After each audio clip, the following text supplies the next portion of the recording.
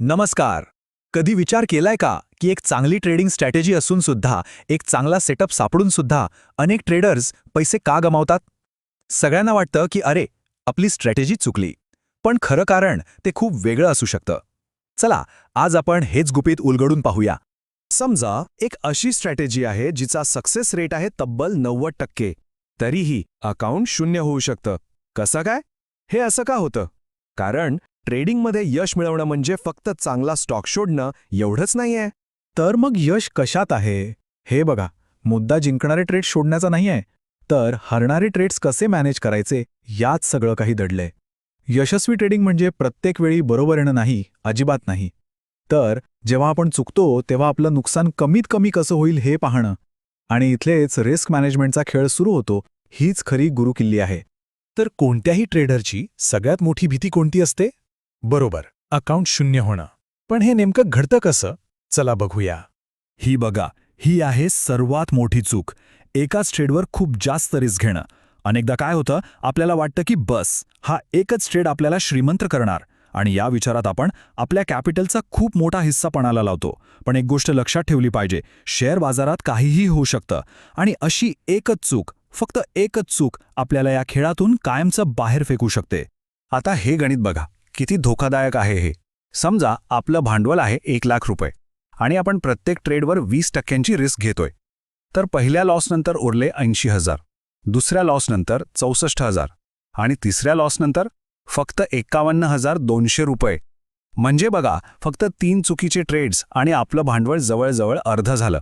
एवढ्या मोठ्या नुकसानीतून परत येणं किती कठीण असेल विचार करा. मग यावर उपाय काय? तर हेच आहे टिकून राहण्याचं रहस्य, आपलं भांडवल वाचवणं. आपलं पहिलं ध्येय नफा कमवणं नाही, तर आपलं कॅपिटल प्रोटेक्ट करणं आहे. बाजारात टिकून राहिलो ना, तर नफा कमवण्याच्या संधी मिळतच राहतात. आणि इथेच एंट्री होते पोझिशन सायझिंगची. आता हे काय आहे? अगदी सोप्या भाषेत सांगायचं तर आपल्या रिस्क घेण्याच्या क्षमतेनुसार एका ट्रेडमध्ये किती पैसे लावायचे हे ठरवणं. म्हणजे किती शेअर्स घ्यायचे किंवा किती लॉट्समध्ये काम करायचं, याचं ते गणित आहे. हा माइंडसेट बदलणं खूप खूप महत्त्वाचं आहे. आपलं मुख्य ध्येय जॅकपॉट मारणं नाहीये.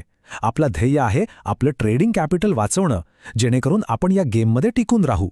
प्रत्येक ट्रेड म्हणजे काही युद्ध नाही, तो फक्त एक छोटासा डाव आहे. भांडवल वाचलं तर असे डाव खेळायला अनेक संधी मिळतील. बरं, तर यासाठी एक अतिशय सोपा आणि प्रभावी नियम आहे जो मोठे व्यावसायिक ट्रेडर्स वापरतात. त्याला म्हणतात 2%चा नियम. हा आपल्याला मोठ्या नुकसानीपासून कसा वाचवतो ते पाहूया.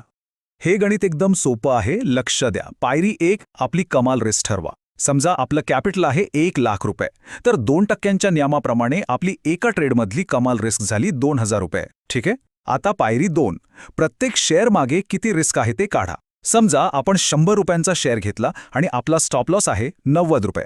म्हणजे एका शेअर मागे आपली रिस्क किती झाली? 10 रुपये, बरोबर? आणि आता शेवटची पायरी, पोझिशन साईज ठरवणं. त्यासाठी आपल्या कमाल रिस्कला म्हणजे 2,000 रुपयांना प्रत्येक शेअरच्या रिस्कने म्हणजे 10 रुपयांनी भागायचं. उत्तर आलं 200. म्हणजे आपण जास्तीत जास्त 200 शेअर्स घेऊ शकतो. आता जरी आपला स्टॉप लॉस हिट झाला तरी आपलं नुकसान फक्त 2,000 रुपये होईल, त्यापेक्षा जास्त नाही. आता हे सगळे एका गोष्टीमधून समजून घेऊया, म्हणजे एकदम स्पष्ट होईल. ही आहे 2 ट्रेडर्सची गोष्ट, पोझिशन सायझिंगची ताकद दाखवणारी. चला भेटूया ट्रेडर ए आणि ट्रेडर ब यांना. आता बघा, ट्रेडर अ पोझिशन सायझिंग वापरत नाही. त्याचं कॅपिटल आहे 1,00,000 रुपये आणि तो प्रत्येक ट्रेडवर 20,000 रुपयांची मोठी रिस्क घेतो. आता काय होतं? सलग 5 ट्रेड्स चुकीचे ठरतात आणि त्याचं अकाउंट रिकामं होतं. तो गेममधून बाहेर. दुसरीकडे आहे आपला ट्रेडर ब. तो हुशार आहे. तो योग्य पोझिशन सायझिंग वापरतो. त्याचं पण कॅपिटल 1,00,000च आहे, पण तो प्रत्येक ट्रेडवर फक्त 2% म्हणजे 2,000 रुपयांचीच रिस्क घेतो. त्याचेही 5 ट्रेड्स चुकतात, पण तो अजूनही गेममध्ये आहे. आणि हे बघा, 5 ट्रेड्स चुकल्यानंतर सुद्धा ट्रेडर ब कडे अजूनही 90,000 रुपये शिल्लक आहेत. तो पुढच्या संधीसाठी तयार आहे. तो चुकांमधून शिकू शकतो, कारण तो बाजारात टिकून आहे. ही आहे खरी ताकद. आता भांडवल वाचवणं इतकं महत्त्वाचं का आहे? यामागे एक जबरदस्त गणित आहे. एक असा नियम जो कुणीही मोडू शकत नाही. नुकसानीतून बाहेर पडणं हे आपल्याला वाटतं ना, तितकं सोपं अजिबात नाहीये. हे आकडे बघा, खरंच धक्कादायक आहेत. जर तुमचं 10% नुकसान झालं तर ते भरून काढायला तुम्हाला 11% नफा कमवावा लागतो. ठीक आहे, फारसा फरक नाही. पण जर तुमचं नुकसान 50% गेलं तर तुम्हाला परत पूर्वीच्या कॅपिटलवर यायला तब्बल 100% नफा कमवावा लागतो. म्हणजे कॅपिटल डबल करावं लागतं. आणि 70% नुकसान झालं तर 233%.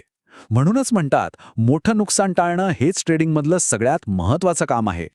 तर आज आपण जे काही पाहिलं त्याचं सार या एका वाक्यात आहे की ट्रेडिंगमध्ये एखादा ट्रेड जिंकण्यापेक्षा बाजारात टिकून राहणं जास्त महत्त्वाचं आहे.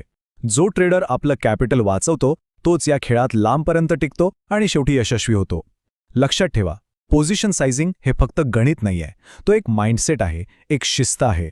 तर मग आशा आहे की ह्या माहितीमधून पोझिशन सायझिंगचं महत्त्व आपल्या सगळ्यांच्या लक्षात आलं असेल. पुढच्या वेळी कोणताही ट्रेड घेताना मी किती कमवणार हा विचार करण्याआधी मी जास्तीत जास्त किती गमावू शकतो हा प्रश्न स्वतःला नक्की विचारा, कारण तोच प्रश्न तुम्हाला एक यशस्वी ट्रेडर बनवेल. जर तुम्ही तुमच्या आयुष्याबद्दल गंभीर असाल आणि ऑप्शन्स ट्रेडिंग शिकू इच्छित असाल तर आजच संपर्क करून संपूर्ण माहिती नक्की घ्या.